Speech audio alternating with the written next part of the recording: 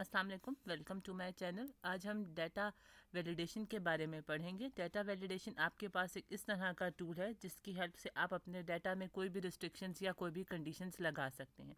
इसके लिए मैंने यहाँ पर it's not a necessary step, लेकिन मैंने यहाँ पर ताकि इजीली हमारे पास किन कॉलम्स में डाटा वैलिडेशन अप्लाई की गई है उसके लिए मैंने यहाँ पर इसको हाईलाइट कर दिया, यानी उसके रोज़ एंड कॉलम्स को मैंने बॉर्डर में कन्वर्ट कर दिया है। हमें सबसे पहले उस एरिया को सेलेक्ट करना है जिसमें हमने डाटा वैलिडेशन की चीज़ को अप्लाई करनी है। देन डाटा के टैब में हमारे पास यहाँ से डाटा वैलिडेशन का सिंबल आता है, यहाँ पे मैंने इसे क्लिक कर लिया है और अब मैं इसमें डिफरेंट क्राइटेरिया यहाँ अप्लाई कर सकती हूँ।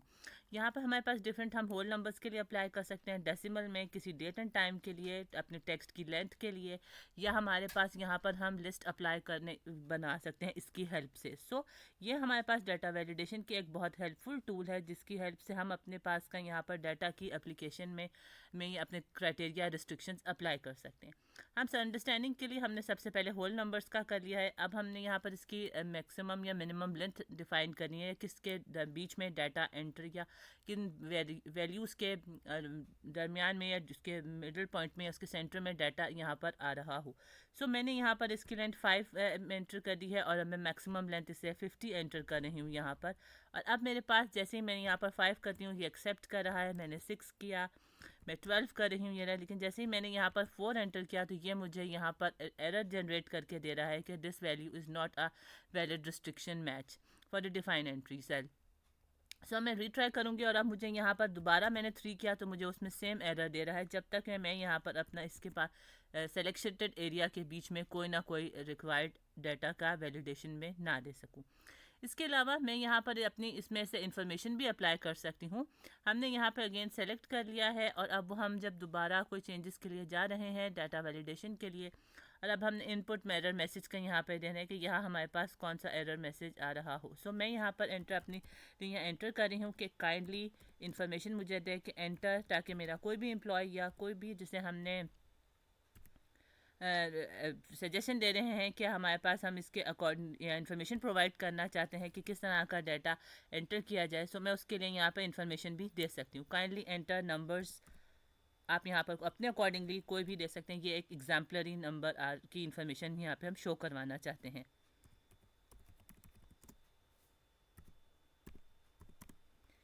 अब हमने यहाँ पर इसे सेलेक्ट कर लिया है और सेलेक्ट करने के बाद हम यहाँ पर इसकी इन्फॉर्मेशन यहाँ पर हम लिख रहे हैं। आप यहाँ पर कोई भी चीज़ हम यहाँ पर लिख कर अपने अकॉर्डिंगली इसका टाइटल यहाँ से दिया जा सकता है। हमने इसे ओके कर लिया। अब मेरे पास हर सेल में मुझे इन्फॉर्मेशन दे रहा है कि आपके पास क्या क्या इन्फॉर्मेशन आ रही होगी। और अगर मैंने सिर्फ इस किसी एक स्पेसिफिक सेल पे क्लिक करके कर रही होंगी तो मेरा डाटा वैलिडेशन उस एक स्पेसिफिक सेल के लिए होगी। अब मैं यहाँ पर कोई भी नंबर एंटर कर सकूँ, यहाँ पर मेरे पास कोई भी रिस्ट्रिक्शंस यहाँ पर हमारे पास मौजूद नहीं है। मैं किसी भी तरह का डाटा एंटर कर सकती हूँ, ना ही मुझे यहाँ पर इन्फॉर्मेशन दे रहा है। लेकिन जैसे ही मैं यहाँ क्लिक करूँगी ये मुझे इन्फॉर्मेशन दे रहा होगा और मैं अपने पास यहाँ पर अगर अब मैं अपना नंबर इसके रिक्वायरमेंट के आउटर साइड पर लिखती हूँ तो ये मुझे एरर जनरेट करके दे रहा है कि मेरे पास इसके एरर है, जो हमें रिक्वायरमेंट दी गई है उसके अकॉर्डिंगली ये डाटा नहीं है। अब यहाँ पर हम इसमें से एरर अलर्ट में भी चेंजेस कर सकते हैं कि मैं चाहती हूँ कि जो मेरा एरर मैसेज है वो मुझे इस तरह का दे, और अगर वो मैं स्टॉप फंक्शन करवाना चाहती हूँ, मैं उसे वार्निंग दे के आगे कंटिन्यू करवाना चाहती हूँ, कि जस्ट लाइक मैं डाटा की इन्फॉर्मेशन करना चाहती हूँ। मैं यहाँ पे चाहती हूँ मेरा स्टॉप हो लेकिन एरर मैसेज मुझे इसके बीच में ये दे। अब मैंने यहाँ पर डाटा एंटर करते हुए लिखा तो मुझे अब वो एरर मैसेज जो आपने भी थोड़ी देर पहले देखा था उसके बजाय मुझे सिर्फ ये एरर मैसेज दे रहा है, यानी kindly enter numbers between 5 to 50। अब मुझे यहाँ पर मैंने इसका अपना दोबारा से सेलेक्ट करती हूँ और अब मैं यहाँ पर जा रही हूँ कि ये मेरे पास डाटा वैलिडेशन में आए, इंस्टेड स्टॉप होने के मुझे पास सिर्फ वार्निंग दे।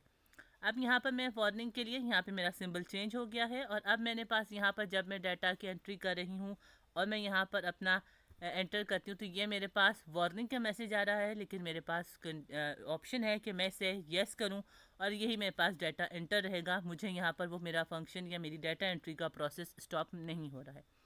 अगर मैं इसी तरह से इसमें इसको सेलेक्ट करती हूँ और यहाँ पे डाटा वैलिडेशन में अगेन जाकर मैं यहाँ पे सिर्फ इन्फॉर्मेशन सेलेक्ट करती हूँ तो उस केस में भी जब मैंने यहाँ पर अपना डाटा एंट्री किया तो उसने मुझे सिर्फ इन्फॉर्मेशन दी कि kindly enter between number this and this, यानी उसने मेरी जो मैंने अपना एरर जनरेट मैसेज करवाया हुआ था सिर्फ वही मैसेज दिया है और मैं ओके करती हूँ तो ये इसके साथ ही कंटिन्यू कर देगा।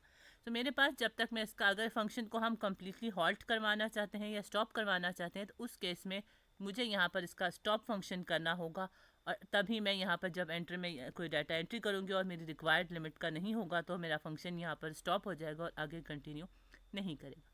एक और एक चीज़ जो डाटा वैलिडेशन में मेरे पास आ रही है, मुझे यहाँ से इसको चेंजेस करनी होगी कि मेरे पास ऑप्शन हमने देखा था कि मैं इस एरिया में डाटा वैलिडेशन के लिए चीज़ चाहती हूँ। सो मैं यहाँ पर अगर मैं जाऊँ तो मेरे पास डिफरेंट ऑप्शन आ रही है इसमें से कि मैं लिस्ट भी बना सकती हूँ। इस लिस्ट से मेरे पास ऑप्शन आ जाएगी कि मैं यहाँ पर अपनी एम्प्लॉय आईडी की जो मेरे पास है, मैं ये चाहती हूँ कि ये मेरे पास मौजूद आ रही हो। सो मैंने यहाँ पर इसमें से एम्प्लॉय आईडी का डाटा मैंने सेलेक्ट कर लिया है, और अब जब मैं इसे ओके प्रेस करती हूँ तो मेरे पास यहाँ पर डिफरेंट एम्प्लॉय आईडीज़ मौजूद हैं। मैं जैसे ही उन आईडीज़ को क्लिक करती हूँ तो ये मेरे पास आईडी यहाँ पर आ रही है, और मैं इसको ओपन करके डिफरेंट चीज़ों का प्रोसेस कर सकती हूँ।